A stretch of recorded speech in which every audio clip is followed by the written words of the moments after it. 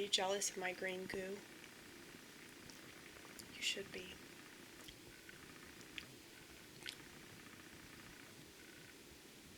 It's good to eat healthy. I can't really eat unhealthy anymore. Because I just feel like shit. And I know why. You know? It's like when you're young, you don't really think about it. Because you don't have to. Like, you're innocent. You just eat whatever your parents or your caretakers give you. You know? It doesn't matter if it's genetically modified. Because even though you're a lot more conspiratorial than all the numbskulls in your class, you still have to eat that lunchable. You know? Well, you don't have to, but if you don't want to go hungry, you'll eat that fucking lunchable. I read that they're taking that off of the school lunches.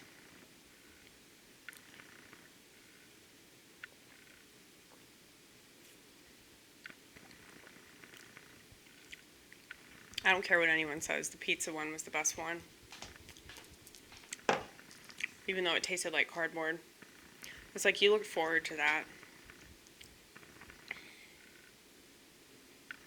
I mean, some kids don't even have the luxury of eating cardboard, you know? They don't get fed at all. I think about that a lot.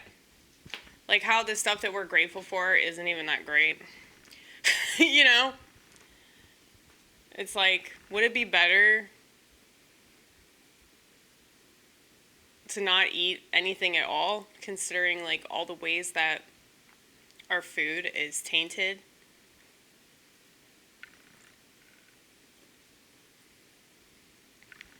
It's like I can pretend that I'm eating better because I eat mainly, you know, fruits and vegetables and nuts and things like that. But, you know, I'm sure that shit is tainted too.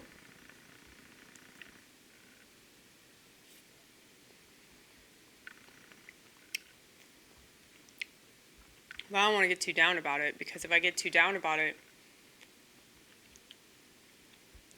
then it's like, why make any positive changes at all? You know, I might as well just eat fast food. I might as well never leave my house and just order everything online, you know, and be voluntarily autistic. I could do that. I have to force myself to go out in public. I have to force myself to go to church.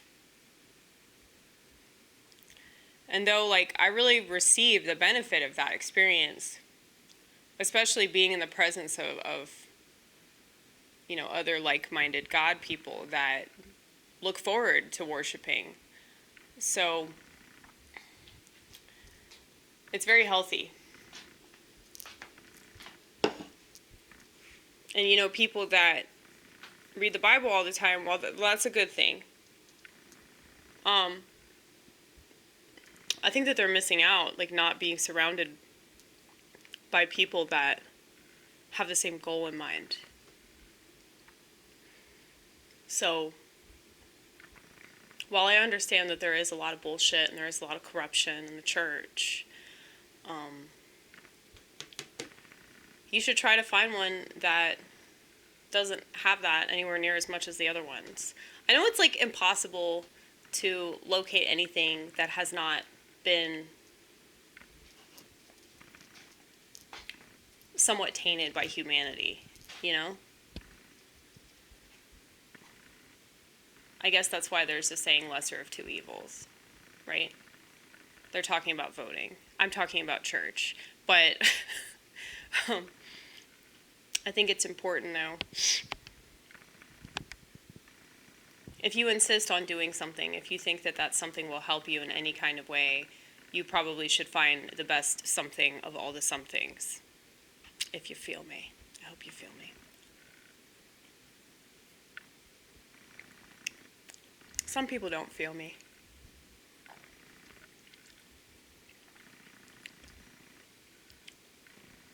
I gotta say, it's really weird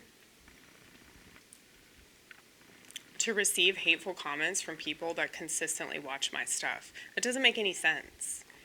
If you don't like me, why are you still watching my content?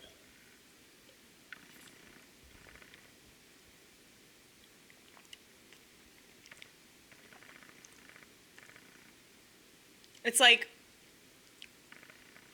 if I don't like something, I don't do that. You know, like, I don't like dubstep. I don't listen to dubstep. Like, I'll listen to it when I'm around other people listening to it. But I'm not going to go on, like, a dubstep YouTube channel and complain about all the songs, because that doesn't make a lick of sense, you know? Just like if there's somebody on YouTube that I think is a piece of shit, if I think they're wrong about things, if I think they're really arrogant and egotistical or whatever, I'm probably not going to comment on their stuff, mainly because I'm just going to assume that they're not going to care that I don't like their stuff. I'm going to assume that they're going to continue to do whatever they're doing, regardless of what I have to say about it, you know?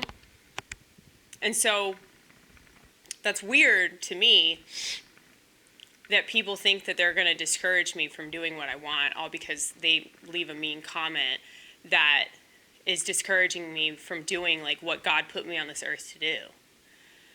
And I'm not just saying that because I really want to believe that I'm funny. I've had enough people validate that. I mean, it doesn't matter. Not everybody's going to find you funny. Not everybody's going to find you right or entertaining. You know, that's one of the cool things about, you know, living in a supposedly free country is that you're free to piss people off, you know? You're free to piss people off. You're free to offend them, and they're free to say mean things to you. They're free to react however they want to react, you know? I'm just not much of a reactionary. I guess the reason why I do this channel is because, like, I don't react to people, you know? I can't tell you how many times people have said something fucked up, and I never come up with a rebuttal in time. And I guess that's probably a good thing, because there's always going to be a way better rebuttal that you think of, like, 10 minutes after you said something that you thought was so fucking cutting, you know? But the types of people that leave mean comments, like, they're not gonna be negatively impacted if you also leave a mean comment, you know?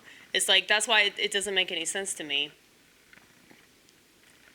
And that might seem lame to narcissistic people. They don't understand that. Well, why wouldn't you fight fire with fire? That ain't fighting fire with fire, you know? That I don't think so. Because I don't even think that shit's fire.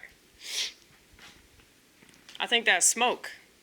Or worse yet, it's fucking vapor. Can you imagine what's worse than vapor? Absolutely nothing. Okay? Sorry, I'm just making fun of my friends that vape.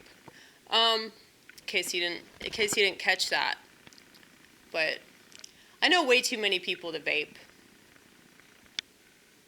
And not a single one of them was addicted to cigarettes.